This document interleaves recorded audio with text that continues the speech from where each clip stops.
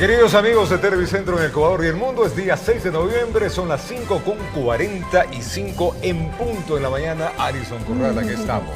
Muy buenos días, Robert, amigos televidentes, qué gusto estar con ustedes en este día viernes, se acabó la semana, así que ponerle toda la buena energía, por supuesto acompañado de nosotros.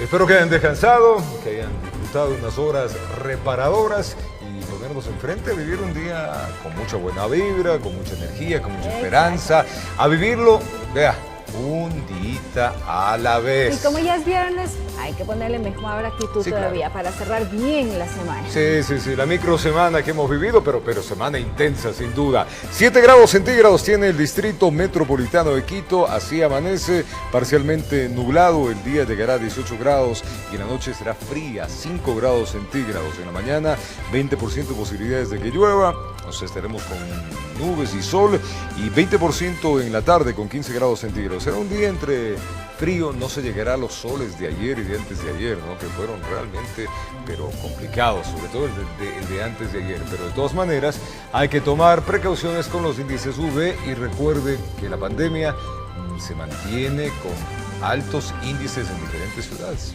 Por eso hay que tomar todas las precauciones. Por favor, no olvide que tiene que acatar estas medidas de seguridad justamente por precautelar el bienestar suyo y de su familia.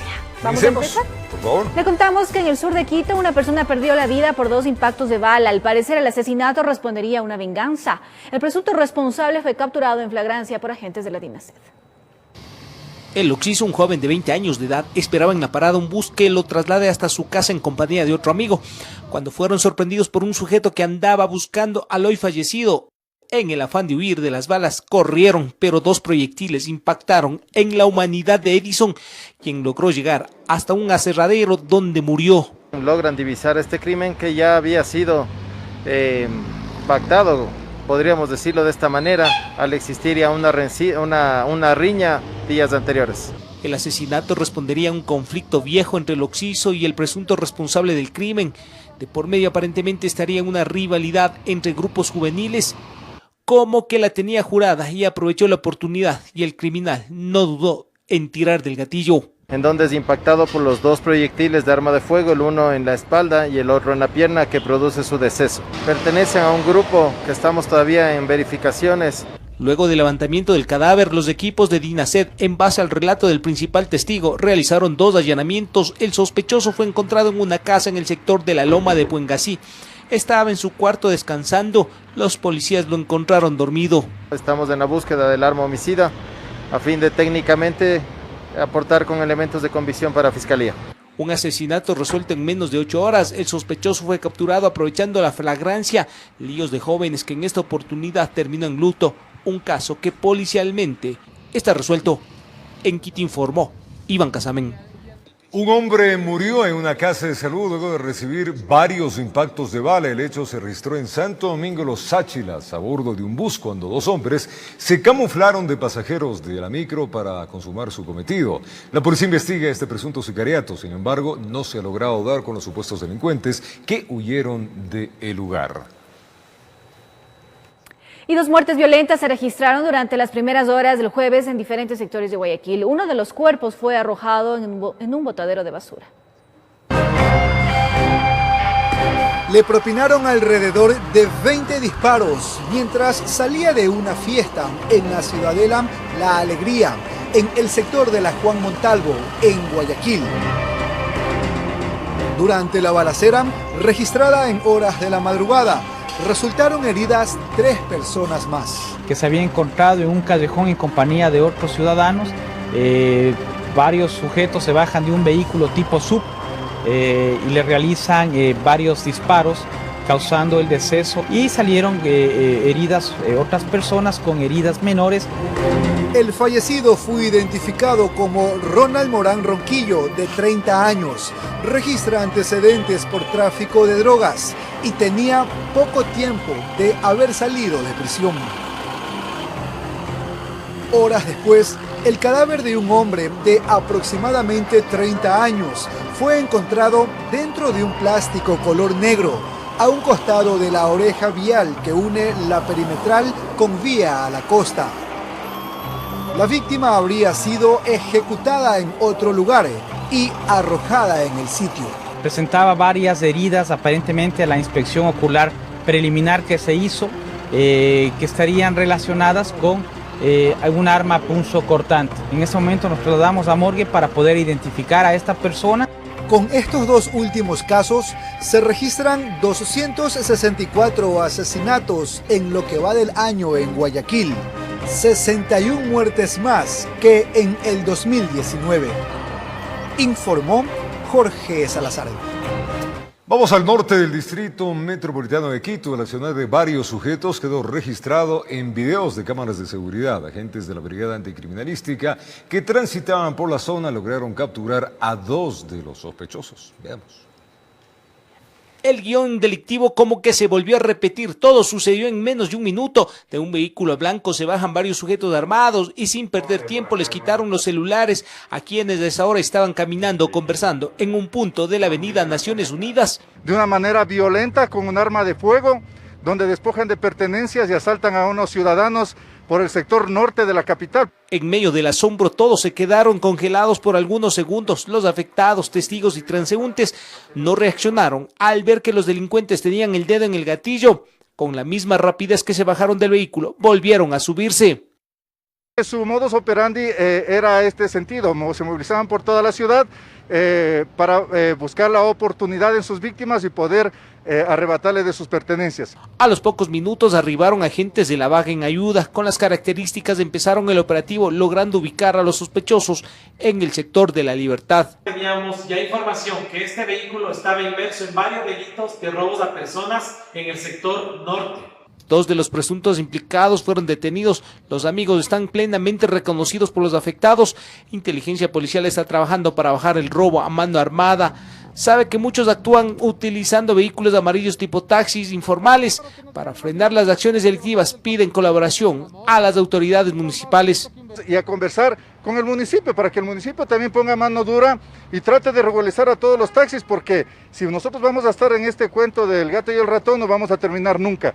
Solo un trabajo coordinado entre autoridades, policía y comunidad logrará parar a la delincuencia que a diario actúa por las calles del DMQ. En Quito, informó Iván Casamen.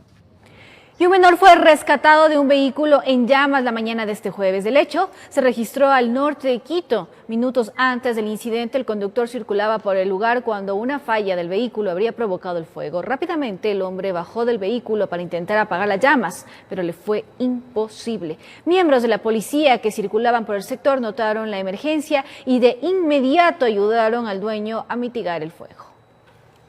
En los últimos días en la provincia de Esmeraldas, la policía logró el decomiso de cerca de 1 tonelada de droga, entre marihuana y cocaína. Este alucinógeno estaría destinado tanto para el tráfico internacional como para el consumo interno. Le contamos.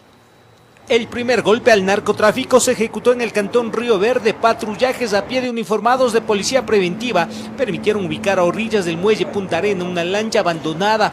La vigilaron por varias horas y ninguna persona o pescador se acercó. Los policías nadando llegaron hasta la fibra que guardaba 166 envolturas tipo ladrillo, cubiertas con cinta de embalaje. Fue alertada de que existiría una embarcación posiblemente con droga.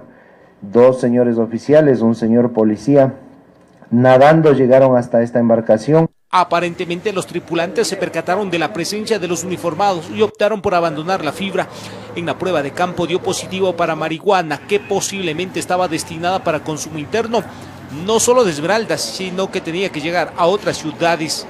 Vamos a continuar con esta investigación para tratar de dar con los responsables de los dueños, propietarios y los transportistas de esta droga. Más al sur de la provincia, en el sector de Chamanga, agentes de la Unidad de Inteligencia de Investigación de Puertos y Aeropuertos lograron determinar un lugar en medio de la vegetación que era utilizado como centro de acopio de grandes cantidades de droga. La intervención de los uniformados permitió el decomiso de 31 sacos de yute que contenían en su interior 751 paquetes rectangulares de clorhidrato de cocaína, los cuales iban a ser enviados al exterior mediante la modalidad de lanchas rápidas. En la operación antinarcóticos Tribor, 2 personas fueron detenidas, un ecuatoriano y el otro colombiano. Al día de hoy contamos con 102 toneladas, 166 kilogramos. 2 casos en la provincia verde que permitieron el decomiso de 900 kilos de droga, entre marihuana y cocaína. informó Iván Casamen. Y el incendio forestal que inició la noche de lunes en el Cangagua, Cayambe, ha consumido hasta el momento 2.000 hectáreas de vegetación andina. Bomberos de cantones vecinos, junto con aproximadamente 500 comuneros, luchan por extinguir las llamas que ya se propagaron a Napo. Páramos de la Reserva Ecológica Cayambe Coca se mantienen ardiendo por cuarto día consecutivo a la altura de Cangagua en el cantón Cayambe. Hasta el momento, las llamas han acabado con 2.000 hectáreas de vegetación endémica. Cerca de 500 comuneros de la zona se han sumado a los esfuerzos realizados por bomberos de Cayambe, Quito, Pedro Moncayo, Archidona, Cotacachi y Antonio Ante, que se encuentran combatiendo el incendio forestal por tierra y aire. Nosotros desde el día martes ya nosotros iniciamos desde las 7 de la mañana. La preocupación mayoritaria de la población radica en que la zona afectada es un reservorio natural de agua que abastece el consumo humano. Aquí sale para Canal Compañía, por otro le alimenta hasta escaso con un litraje de 35 litros que le aporta a Canal Huanguilquí. Autoridades cantonales y representantes de instituciones nacionales permanecen reunidas en Parcachaca, lugar en donde se instaló el puesto de mando unificado para el control del flagelo, que actualmente mantiene 6 focos activos. Técnicos de la Coordinación Zonal 9 del Servicio Nacional de Gestión de Riesgos y Emergencias de Ecuador continúan labores de coordinación para la atención de los incendios, junto con 28 efectivos de diferentes instituciones como son cuerpos de bomberos y del GAD cantonal.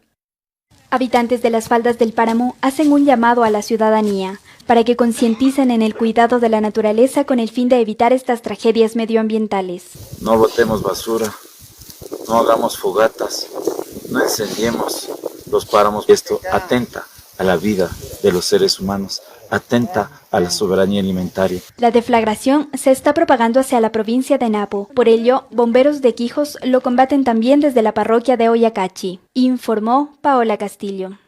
Dueños de discotecas, bares y licorería rechazan las medidas adoptadas por la alcaldía de Guayaquil para contener la pandemia. Consideran que las nuevas restricciones los perjudica y obliga a cerrar sus locales. Veamos. Se prohíbe el expendio de bebidas alcohólicas durante las 24 horas del día, los días jueves, viernes, sábados, domingos y días feriados. Tras el anuncio de lo dispuesto por autoridades municipales, los dueños de discotecas y bares se manifestaron. Están en contra de lo expuesto por la alcaldía. Según dicen, consideran es un fuerte golpe a su economía, pues empezaban a ver resultados y ahora lo que van a divisar son pérdidas, es lo que aseguran.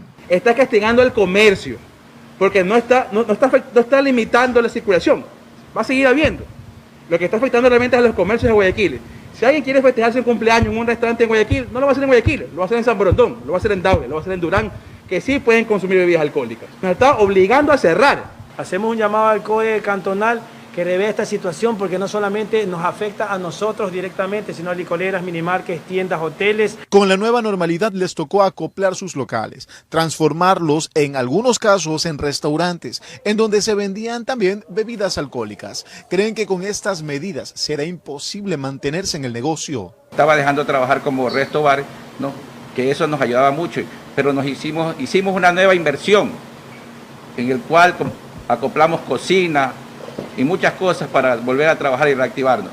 Y ahora con esta nueva disposición del COE nos termina matando de nuevo. Que se están preparando para dialogar con la alcaldesa Cintia Viteri y que en los próximos días tienen previsto llegar a la municipalidad. Se ven desesperados, pues aseguran que de no tener solución deberán cerrar sus locales. Informó Julio César Saona. Para evitar el contagio del COVID-19 es importante lavarse constantemente las manos y de manera adecuada. Utiliza agua y jabón. Frota tus palmas y luego lava la parte superior. Haz lo mismo con cada uno de tus dedos. Enjuaga y seca muy bien tus manos. Recuerda que la pandemia aún no termina. Cuida de ti y de tu familia.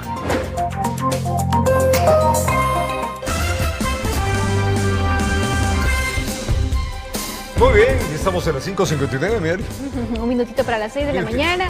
Muy buenos días a todos ustedes, amigos televidentes, que a esta hora se unen con nosotros. Y sin duda, desearles que el día sea de lo mejor. Estamos viviendo un viernes ya, que estamos 6, ¿no? Sí, viernes 6 de noviembre. Ya, el bueno, tiempo vuela, sí, vuela. Este mes pasa rapidito y llega fin de año, ¿no? Ya, imagínense, Bueno, diciembre no va a pasa haber fiestas así. de Quito. Obviamente, No hay no va a haber elección nada. de reina de Quito. No. Navidad va a tener que ser en casa. Exacto. En casa Y es los que nos pueden. toca así este año. Yo sé que son difíciles estas circunstancias, pero nos toca adaptarnos, sobre todo para que este virus no siga avanzando y podamos irnos recuperando, que es lo que necesitamos. No tenemos que llegar a esta segunda ola, o sea, realmente terrible, porque si no la economía se va a afectar más. Así que la disciplina tiene que estar ahí.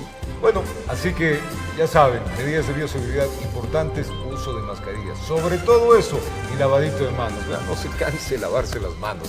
Totalmente, hay que lavarse las manos con bastante frecuencia, justamente para evitar toparse el rostro también, que son las medidas que nos dicen para no contagiarnos. Esas son básicas, uso de mascarilla.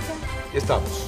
22 grados centígrados amanece la ciudad de Guayaquil a esta hora, pues hoy llegará a 32 grados parcialmente nublado. En Cuenca amanece con 4 grados centígrados, se llegará a 14 grados, 21 grados en Manta, se llegará a 28 grados. En Ambato está nublado, 10 grados centígrados, 22 con nubes. En Loja 16 grados, parcialmente nublado, se llegará a 27 grados allá en Loja, en Tulcán. Chubascos en el área, 14 grados centígrados, se llegará a 20 grados con lluvia, 7 grados en Riobamba, se llegará a 24 parcialmente nublado. En Salinas 22 grados cubierto, hoy día llegará a 25 grados como máxima. Ibarra nublado 13 grados, hoy se llegará a una máxima de 25. Puerto Viejo cubierto 20 grados, la máxima temperatura ya 31 grados centígrados. Santo Domingo Los Áchila está cubierto 19 grados, hoy 27 nubladito, la máxima temperatura. Esmeraldas nublada 20 grados centígrados, 28 la máxima. En La Tacunga parcialmente nublado, la temperatura esta hora es 8 grados, se llegará con sol a una máxima de 21 grados. En Puerto Vaquerizo Moreno son las 5:01, está cubierto, 20 grados la temperatura, pues la máxima será el día de hoy 23 grados centígrados. Así, las diferentes ciudades de Ecuador. Muy bien, estar atentos entonces a este clima, a salir de su casa muy bien preparado para vivir el día. Ni más. Sí, claro. Bueno, vamos a contarles ahora que autoridades turísticas hicieron un balance del feriado en la capital. Quito recibió al menos 63,000 turistas. Sin embargo, se estiman que las pérdidas para este sector por la crisis de la COVID-19 alcancen los $900 millones al finalizar el año. Una vez finalizado el feriado de finado, se hizo un balance con respecto a la presencia de turistas que visitaron el distrito metropolitano. Y es que hay datos alentadores, no del todo positivos, pero sí hubo la presencia de turistas. Una estimación de 63,000 visitantes. Lo que significa al menos $3 millones de ingresos durante los 4 días de feriado, pero que comparado al año anterior no es ni siquiera la mitad de lo registrado. Carla Cárdenas de Quito Turismo dice que aunque hay datos alentadores, las cifras negativas sobrepasan. Las pérdidas del turismo ascienden solo en el distrito metropolitano de Quito a $600 millones. Al cerrar el año estaremos cerca de los $900 millones en pérdidas. Ahora que se han creado planes de reactivación turística en Quito, que van desde el feriado de septiembre hasta el 5 de enero, donde de la mano de los empresarios se prevé reactivar al sector turístico con toda su cadena de valor. Con no solo los feriados, sino todos los fines de semana. Sin embargo, desde la Cámara de Turismo de Pichincha dicen respetar el optimismo, pero que datos alentadores no hay, puesto que la ocupación hotelera durante el feriado fue baja. El centro histórico de Quito, la hotelería no pasó del 15% de ocupación. Y que en cuanto a los hoteles, si la situación no mejora, seguirán cerrando sus puertas. Hasta el momento tenemos una cantidad de alrededor de 22 hoteles entre 5 estrellas y algunos de 4 y por supuesto medianitos y pequeños también han cerrado. Y exhortan además a la aprobación de los 2 proyectos de ordenanza para la reactivación de este sector, donde constan, entre otros puntos, la rebaja del 50% en el pago de la licencia única de actividades económicas LUAE turística. Informó Marilyn Jaramillo. Los eventos públicos en el Distrito Metropolitano de Quito se encuentran suspendidos por los altos niveles de contagio del COVID-19. Sin embargo, el Consejo Metropolitano aprobó una ordenanza que establece la venta de boletos electrónicos para prevenir la expansión de esta pandemia. Veamos.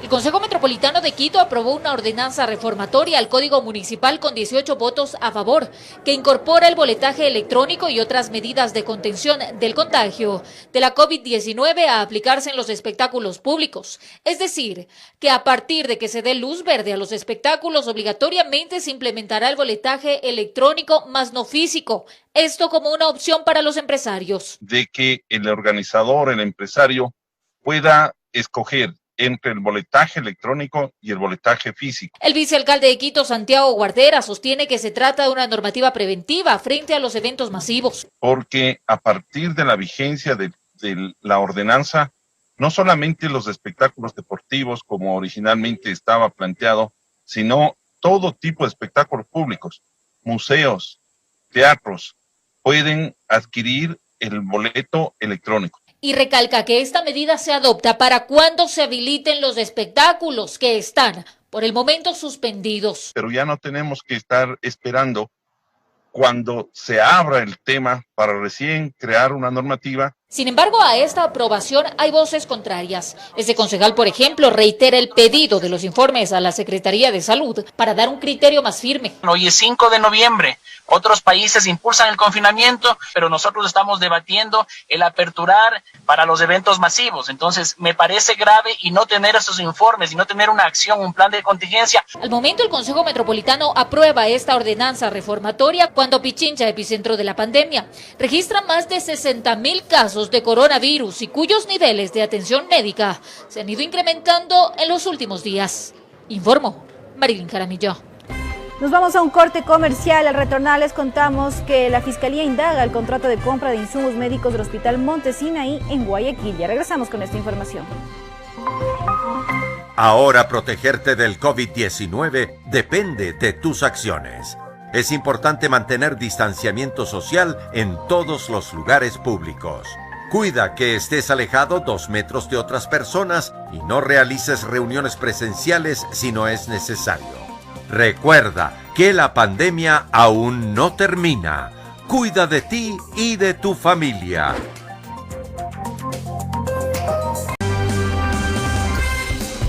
Seguimos con más información y les contamos que la Fiscalía indaga el contrato de compra de insumos médicos del Hospital Monte Sinaí en Guayaquil. El monto ascendería a $500,000. Esta investigación corresponde a denuncias presentadas antes de la emergencia sanitaria. Personal de Fiscalía y peritos de criminalística de la Zona 8 ingresaron a las instalaciones del Hospital de Monte Sinaí al noroeste de Guayaquil para revisar documentación del área financiera y retirar un contrato original por la compra de insumos médicos. Realizar la diligencia de fijación, rotulación, embalaje y posteriormente ingreso a la respectiva cadena de custodia de los documentos y soportes que sirvieron para que el gerente suscribiera un contrato con un ganador del mismo, en la cual se determinaban varios insumos por un monto de aproximadamente $497,000 más IVA. Eso hay que sumarle el 12%, que vendría ser aproximadamente $560,000 el monto. Son netamente insumos quirúrgicos. El fiscal César Suárez investiga un presunto delito de peculado que es sancionado con una pena privativa de libertad de 10 a 13 años. Se inició en base a una denuncia presentada por un exgobernador de esta provincia del Guayas. Y a efectos de determinar si existe sobreprecio o no, la Fiscalía dispuso ya a un perito para que determine en qué insumos existiría el sobreprecio. ¿Esto sería post pandemia, antes de la pandemia, durante la pandemia? Unos días antes de que se inicie el estado de excepción, unos días antes que se declare el tema de la pandemia en el Ecuador. Estas diligencias son parte de una investigación que está en curso por la adquisición de medicinas. La persona con la cual contrató el director es una persona natural. Estamos hablando del director de la Casa de Salud, el actual.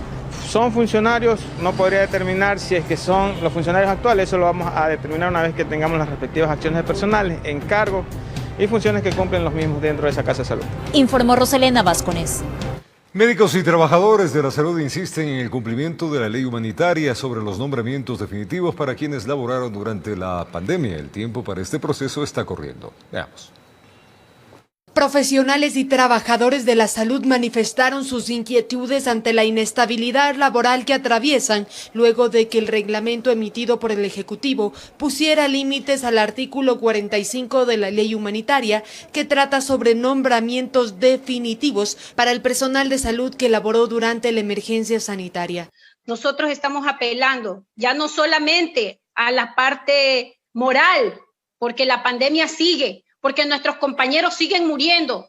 Hemos estado expuestos tanto con insumos, sin insumos y con escasos insumos. En realidad, somos personas que en realidad hemos dado todo de sí y lastimosamente no se nos está inmiscuyendo. En la Subcomisión de Salud de la Asamblea Nacional se recogieron las inquietudes de varios sectores y se invitó a los ministerios de Finanzas, Salud y Trabajo para que recojan todas las demandas que se requieren y se establezcan soluciones prontas. Nosotros queremos que este diálogo llegue a un consenso, llegue a un acuerdo, que esto ya se resuelva dentro de este periodo de noviembre y a más tardar los primeros días de diciembre. Recordemos que la ley solamente decía en los 6 meses que transcurrían y ya vamos 5 meses. Los gremios a través de la Asamblea Nacional entregaron un proyecto a las autoridades para que el mismo sea revisado y evaluado. Mientras tanto, solicitan acciones inmediatas para que se dé cumplimiento a lo que se estableció en la ley humanitaria. Informó Valeria Navarro. Y en Guayaquil, decenas de pacientes renales continúan en su lucha por el pago a los centros de diálisis cuya deuda estatal supera los $200 millones. Muchos temen por sus vidas, pues no tienen otras opciones para el tratamiento respectivo. 60 años de edad y más de 3 desafiando una enfermedad catastrófica. Pero John se suma a la protesta, a despecho de lo que sea. Salí de la diálisis y vengo a apoyar aquí porque en realidad necesitamos que les cancele, porque si no nos cancelan, ¿qué vamos a hacer nosotros? Vamos a morirnos. Los pacientes de los centros de diálisis están de luto. Tienen 13 meses exigiéndole al gobierno el pago de $250 millones. ¿Cuáles han sido los argumentos para anular esas facturas? Lamentablemente eso es lo peor, que ni siquiera nos dan un argumento válido. Nos dicen que están en revisión de las facturas y que hay algunas inconsistencias, pero no nos dicen qué inconsistencias. Por enésima vez, en los bajos del edificio Joaquín Gallegos Lara, aquí están las oficinas del Ministerio de Salud. Y ningún eco, dicen. Desacato por parte de las autoridades del Ministerio de Salud Pública a esta sentencia emitida el 30 de septiembre. El 15 de octubre tenían que haber tenido el acercamiento con nosotros y habernos dado el plan programático de pagos. A nivel nacional hay 12.000 pacientes y en el caso de Guayaquil, 3.000. En su desesperación, no pocos han acudido hasta los hospitales del Ministerio de Salud Pública, pero allí tampoco hay insumos. Incluso como para pandemia que estamos, no hay alcohol, no hay gel, no hay antibacterial, no hay nada de esas cosas. En duelo seguirán, afirman, pero no piensan bajar la guardia por la memoria de los 1.200 pacientes que perecieron en medio de la pandemia y una lucha inclaudicable. Informó Jorge Escobar. La vicepresidenta María Alejandra Muñoz viajó este 4 de noviembre a España, Italia y los Países Bajos y el Vaticano. En este último será recibida por el Papa Francisco con el objetivo de buscar cooperación internacional para mejorar el acceso a trasplantes en menores con enfermedades catastróficas, así como conseguir también asistencia técnica para poder realizarlos en hospitales pediátricos públicos del país. $500 millones son los que podrían llegar desde el Banco Mundial a Ecuador, lo que le podría dar un respiro al régimen para sus obligaciones pendientes. Sin embargo, John Cajas y Napoleón Santamaría, expertos en temas económicos, argumentan que esto no sacará al Estado de apuros. Un panorama nada alentador en el campo económico es el que avisora para el gobierno nacional el catedrático John Cajas, a pesar que en octubre logró obtener $2.000 millones por concepto de un crédito del Fondo Monetario Internacional. Los atrasos del sector público eran más allá de $3.500 millones, por poner un dato grueso.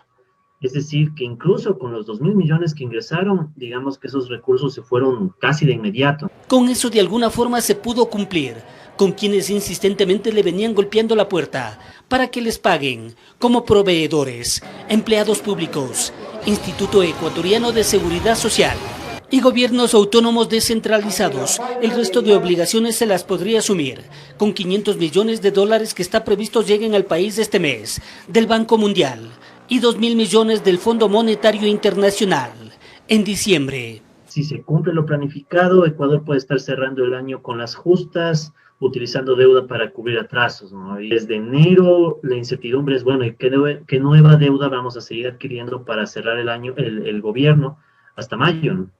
Esto cuando la caída de la recaudación tributaria en cierta forma por la pandemia del COVID-19 agudizó la situación, pasando en el 2019 de 12.479 millones de dólares a 10.314 en este año, sin dejar de mencionar la baja en el precio del barril de petróleo. Napoleón Santamaría, experto en temas tributarios, se muestra crítico. El problema es que este año lo hemos cerrado con endeudamiento. Entre los últimos 3 años de Correa y los 4 años de Moreno, el país se va a llegar a endeudar cerca de 20.000 millones de dólares en 7 años.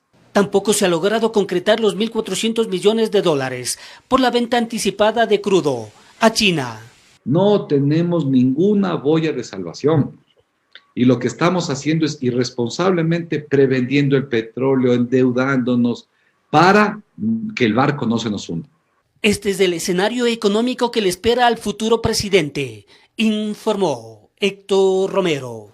Es tiempo de dar paso a Iván Casamen. Él se encuentra a esta hora en la unidad de Fragrancia. Ahí pues nos va a contar, esta madrugada hubo un operativo antidrogas ejecutado pues en estas horas. Iván tiene los detalles al respecto. Iván, buenos días.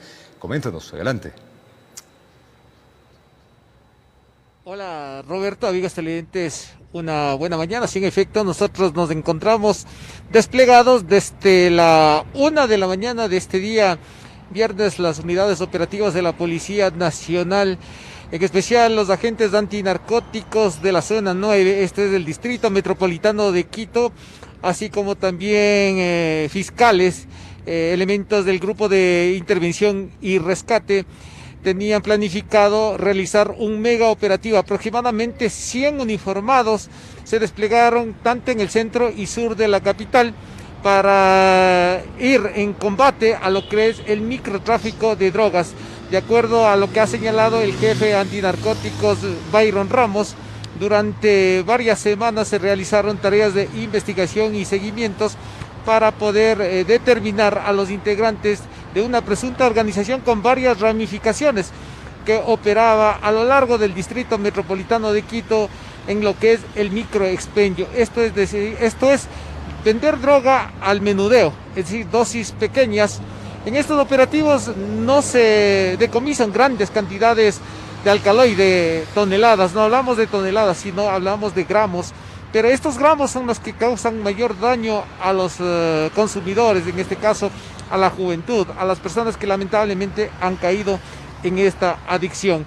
Hablamos de 12 allanamientos de información preliminar que nos entregó el jefe antinarcóticos. Hasta esta hora tenemos conocimiento que hay 6 personas detenidas, todas llegarán acá a la unidad de Flagrancia, donde enfrentarán la audiencia de formulación de cargos, ya que se trata de un evento, de un proceso investigativo aperturado hace ya varias semanas. Entonces existían las boletas respectivas de captura de estos presuntos microtraficantes conocidos como brujos, que se encargan de distribuir a lo largo de la ciudad pequeñas dosis, pequeñas cantidades, especialmente de marihuana, pero como les comentábamos, son las dosis que causan daño a la juventud, que causan daño lamentablemente a quienes han caído en esta adicción. Sobre este operativo, las primeras versiones del jefe antinarcóticos del Distrito Metropolitano de Quito, coronel Byron Ramos. La Dirección Antinarcóticos ha desplegado operaciones de inteligencia para determinar lugares donde existen microexpendio de sustancias ilícitas. Hemos determinado un sector un tanto álgido en el sur de la ciudad, de aquí del Distrito Metropolitano de Quito, donde se ha elaborado por varios meses gestiones de tareas investigativas, donde hemos determinado que una organización de expendedores de sustancias ilícitas están operando en este sector. Tenemos previsto realizar varios allanamientos y varias detenciones tendientes a erradicar el microexpendio en este sector.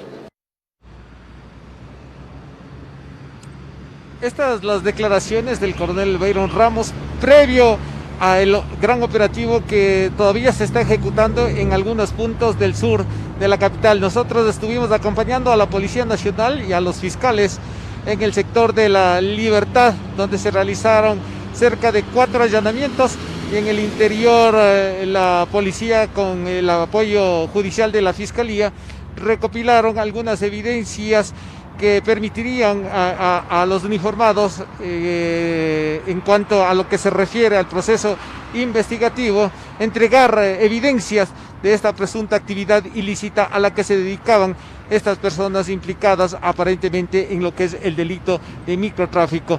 Reiteramos, 12 allanamientos de lo que nos entregó información preliminar la policía. En los próximos minutos acá llegarán hasta la unidad de flagrancia los detenidos para enfrentar la audiencia de formulación de cargos, y la policía tiene previsto entregar ya detalles de este mega operativo en cuanto a la cantidad de personas detenidas, la cantidad de droga decomisada, así como artículos que son utilizados para esta venta al menudeo en los diferentes puntos de la ciudad capital. Este es el informe, amigos televidentes, compañeros, buen día. Gracias, Iván Casamen. Sin duda, importantísima información, los trabajos que hace la Policía Nacional. Tiempo de ir a una pausa, ya retornamos con más. Al regresar les contamos que el juicio político contra la ministra de Gobierno María Paula Romo pasa ya en análisis al Pleno de la Asamblea Nacional. Ahí se decidirá una posible censura de la autoridad. Ya regresamos con esta información. No olvides que el uso de la mascarilla es obligatorio. Antes de colocarte o retirarte la misma, debes lavarte muy bien las manos. Cuida que tape perfectamente tu nariz y boca. No la toques ni la bajes al cuello. Retírala desde los elásticos para que no contamines tus manos. Recuerda que la pandemia aún no termina. Cuida de ti y de tu familia.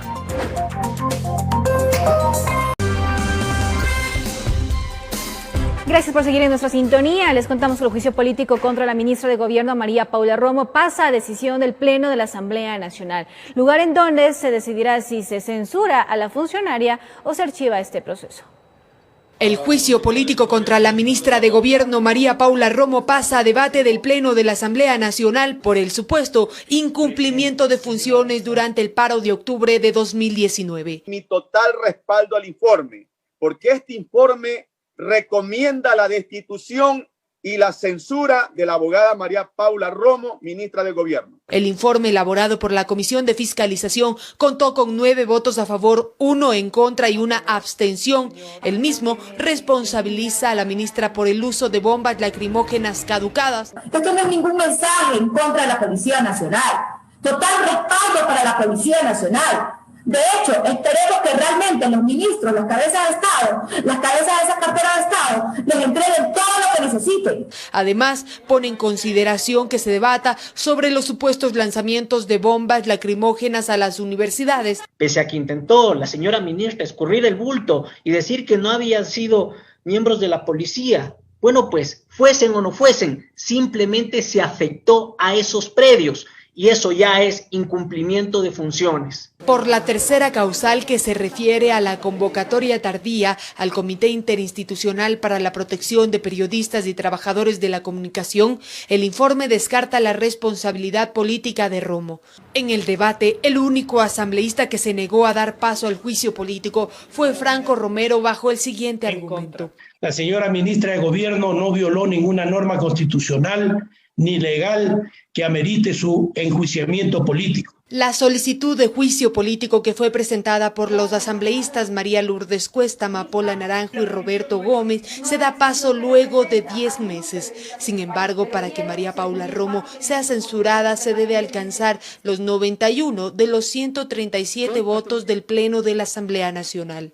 Caso contrario, el legislativo podrá archivar este proceso. La decisión se tomará en las próximas semanas. Informó Valeria Navarro. En respuesta a su juicio político, la ministra de Gobierno María Paula Romo manifestó que con ello la legislatura le da un triunfo a los violentos de octubre. El mensaje fue brindado en el marco de la ceremonia castrense de ascensos a policías. Veamos. La posición de la ministra de Gobierno María Paula Romo ante el informe de la Comisión de Fiscalización de la Asamblea Nacional, que recomendó su enjuiciamiento político, fue en negativa a la decisión legislativa. Hoy la Comisión de Fiscalización, con su decisión en la Asamblea Nacional, les ha dado un triunfo a los violentos de octubre, les ha dado un triunfo a quienes esperaban y buscaban que en octubre caiga la institucionalidad democrática. Así es como lo tomo. De ahí derivó que con ello el mensaje para la institución policial es que se pone en duda la legitimidad con la que los gendarmes pueden utilizar la fuerza. Estaré en el Pleno, como estuve ante la Comisión, para respaldar las decisiones de la Policía Nacional, las decisiones operativas, para explicar la diferencia entre unas y otras, aunque creo que el tema de las bombas lacrimógenas es solo un pretexto. Señaló que lejos del apoyo temporal y coyuntural que han recibido grupos violentos, la Policía Nacional goza de la fortaleza de la ciudadanía. En ese contexto, durante la ceremonia castrense de ascenso de generales y oficiales, se pudo percibir el respaldo de la policía hacia la funcionaria. Las impresiones policiales reconocen en usted, señora ministra y señor viceministro, la firmeza y la frontalidad para asumir el rol y ejercer el control. No ha utilizado la policía como mecanismo de opresión o persecución política. Dentro de este evento formal donde se ascendió a 5 generales y 7 oficiales, además se condecoró a la ministra de Gobierno por la medalla Gran Cruz del Orden y Seguridad Nacional, misma que se concede en justicia por los intereses institucionales. Informó Javier Rosero. Y la Corte Provincial de Pichincha analiza posibles irregularidades en cobros que habría efectuado el sistema financiero a los usuarios durante la pandemia. Esto mientras que en la Asamblea Nacional se preparan para la comparecencia de varias autoridades, entre estas de la Superintendencia de Bancos.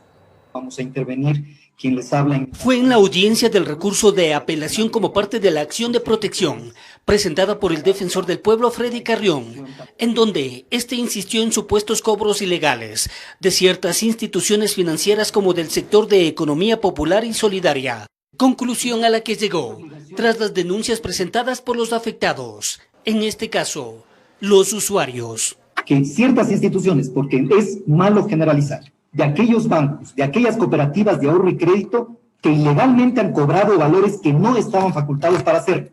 Intereses, multas, recargos y hasta un seguro de COVID.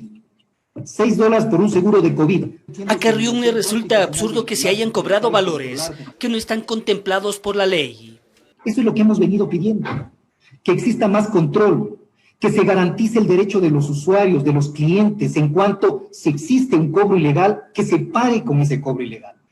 El pasado 12 de agosto la Defensoría del Pueblo presentó la medida cautelar, que luego fue derivada a una acción de protección. Porque no hay un solo cliente que esté pidiendo derogación, exoneración, perdón u olvido de las deudas.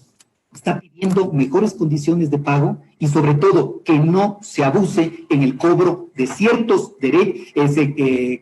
multas, de intereses, de recargos. También en la Asamblea Nacional se están tomando cartas en el asunto, con la posible comparecencia de algunas autoridades. Se ha aprobado es que las máximas autoridades del sistema financiero del país deban ir a rendir cuentas a la Asamblea para exigirles que se cuide, se respete el bolsillo de la familia, sobre todo en estos momentos. Las fechas de las comparecencias todavía no se conocen. Incluso ahí habría que ver qué tipo de irregularidad se encuentra. Por ejemplo, si son cobros sin autorización de una persona, ahí lo que cabe es que se le devuelva esa plata. Informó Héctor Romero. Un estudio de la Organización Internacional del Trabajo señaló a varios sectores productivos y económicos de Quito y Guayaquil con una gran proyección para generar empleo y reactivación económica post-pandemia. ¿Cuáles son? Preste atención. La Organización Internacional del Trabajo identificó a 8 sectores, tanto en Quito como Guayaquil, con un alto potencial para generar empleo y mayor opción de productividad en el Ecuador. El sector económico que lidera la lista en participación de empleo ubica la agricultura y ganadería con un 29,4%, el comercio un 17,9%, a lo que le sigue el sector de la manufactura con el 10,3%. La enseñanza de su parte se ubica en un 6,7% y sectores como la construcción y servicios de comida un 6,10%. El transporte también registra un 5,8% y las actividades profesionales y administrativas un 4,9%. De este grupo, el que encabeza la lista es el subsector cafetero y cacaotero, que según nos comenta Francisco Miranda, director de la Asociación Nacional de Exportadores de Cacao del Ecuador, aún en medio de la recesión económica, este sector pudo mantener la producción y generación de empleo en niveles rentables. El sector agrícola siguió produciendo y seguimos manteniendo una cadena bastante consolidada. El sector exportador no paró tampoco nunca. Entonces hubo la posibilidad de cosechar constantemente en campo, embarcar y vender también sin retraso. Según la OIT, otro de los subsectores económicos que se verán fortalecidos post-pandemia son el comercio electrónico, desarrollo de software, internet y educación básica. La principal razón sería el aumento de la tendencia de consumo digital tras la aparición del nuevo coronavirus. Y es así como mucha chocolatería fina ecuatoriana ha sido conocida y comienza a repartirse bajo estos canales modernos, renovados, llevarlos no solamente a los paladares ecuatorianos, sino a los paladares internacionales. El estudio concluye que la principal ventaja apunta a la entrada de nuevos competidores y el libre mercado, además de reflejar una sostenibilidad en el tiempo, informó Caterine Aguirre. En otra información les contamos que este año no se realizará la elección de la Reina de Quito debido a la pandemia. Así lo anunciaron las representantes de la fundación, quienes además mencionaron que durante los próximos meses ejecutarán un nuevo proyecto de ayuda social. Prorrogar las funciones de la actual soberana de la capital hasta noviembre del 2021 fue la decisión tomada por la Fundación Reina de Quito, entidad encargada desde el año pasado de realizar este certamen. Sus representantes señalaron que esto obedece a un acto de responsabilidad colectiva. Consideramos que era el momento de fomentar la empatía con la delicada situación que estamos viviendo, eliminar la posibilidad de generar contagios de las posibles candidatas y sus familias, en el proceso de preparación como el de la elección. Por lo cual, Estefanía Barreno y su corte continuarán trabajando por los niños del Centro Terapéutico Aprendiendo a Vivir y sumarán a sus labores un nuevo proyecto social denominado Quito deja huella por la educación. El objetivo es seleccionar a jóvenes estudiantes que cursan el tercero de bachillerato, quienes por falta de recursos económicos no pueden acceder a la educación virtual debido a la pandemia. Que tengan notas buenas y que por esta falta de herramientas, por una tablet o por comunicación, están dejando sus estudios. Ese es nuestro principal objetivo. Se donará 350 tablets con internet. Para ejecutar el proyecto solicitarán la ayuda de la empresa privada a través de una radiotón que se realizará el próximo 28 de noviembre. Queremos llegar más o menos a unos $40,000. Los 350 jóvenes que recibirán la ayuda tecnológica serán designados por el Ministerio de Educación, informó Sofía Vintimilla. Al retornar en Noticias Internacionales le contaremos una nueva masacre se dio en el departamento de Antioquia, allá en Colombia. 4 hombres y una mujer fueron acribillados. Con esto y más, ya retornamos. En mi mente se escucha un vacío perenne y siento un llanto a raudales. Los días ya no son iguales. Aquí nos falta alguien. Alguien se fue el amigo, el hermano, el padre, una madre se fue. Una infancia tan triste en la mesa, un espacio se ve por siempre. Alguien se fue el amigo, el hermano, el padre, una madre se fue. Una infancia tan triste en la mesa, un espacio se ve por siempre. Alguien se fue.